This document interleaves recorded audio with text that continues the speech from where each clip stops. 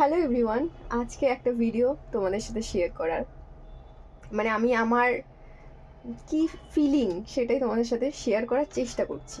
আজকে ডিসেম্বরের 29 তারিখ, আর দুদিন রয়েছে ডিসেম্বরে। 2025 শেষ হতেও দুদিন বাকি। তো আমাদের অনেকের কাছেই আমি এটা শুনেছি, বা অনেকে এটা আমরা বিলিভ করি যে নিউ ইয়ার রেজুলেশন কি। আমার কাছে খুব একটা নিউ ইয়ার রেজুলেশন আমার কখনোই থাকে না। আমি চেষ্টা করি যে এই বছর কোনটা কোনটা কি করতে পারিনি, মানে যেটা আমি করতে পারতাম সেটা করতে পারিনি, সেটা করার চেষ্টা করব মাত্র। জানি না এবারে ফুলফিল হবে কি না, তবে আমরা নতুন হোপ নিয়ে শুরু করি। সেটা আমি পয়লা বৈশাখেও করি, আর 1 জানুয়ারিতেও সেম আমার অনুভূতি। তো তোমাদের কি অনুভূতি সেটাও তোমরা বলে যেও, তোমরা আমার সাথে কারা একমত সেটাও জানিয়ে যেও। 2025 শেষ, এটা মন্দ ভালো খারাপ লাগা ভালো লাগা মিশিয়েই একটা বছর ছিল। আর এই মুহূর্তে দাঁড়িয়ে আমরা কেউ বলতে পারি না যে এই বছরটা আমার খুব ভালো গেছে, কারণ পারিপার্শ্বিক পরিস্থিতি সব কিছু মিলিয়ে, আর আমরা যারা ওয়েস্ট বেঙ্গলে থাকছি এই মুহূর্তে তাদের তো ব্যাপারটা আরেকটু ডিফিকাল্ট। তো সব কিছু মিলিয়ে আমরা ভালো খারাপ অনুভূতি নিয়েই মোটামুটি বছরটা শেষ করতে চলেছি। এখনও 2 দিন বাকি আছে, এভাবেই যাবে।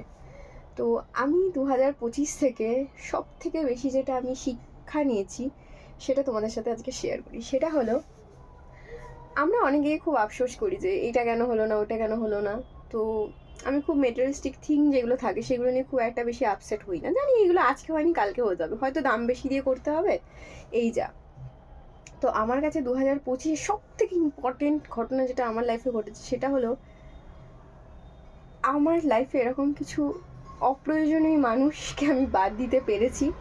সেটা হয়তো সামনাসামনি নয়, হাই হ্যালো তাদের সাথে দেখা হলে করতে হবে, বলতে হবে, সেটা তো আমি মানে এতটা অ্যান্টি সোশ্যাল হতে পারবো না। তো কিন্তু মন থেকে সেই সব সম্পর্কগুলোকে একদম ছেটে কেটে বাদ দিয়ে দিয়েছি।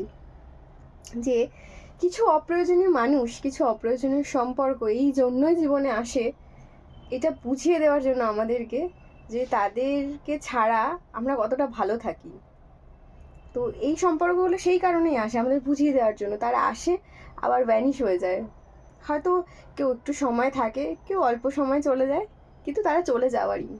চলে যাওয়া মানে দূরে চলে যাওয়া না, মন থেকে দূরে চলে যাওয়া। তো এইরকম একটা এক্সপিরিয়েন্স আমার হয়েছে যে কিছু অপ্রয়োজনীয় মানুষ ছিল জীবনে, যাদেরকে বাদ দিতে পেরেছি বলে আমি সত্যি কথা বলছি মন থেকে খুব হ্যাপি এই বছরটায়।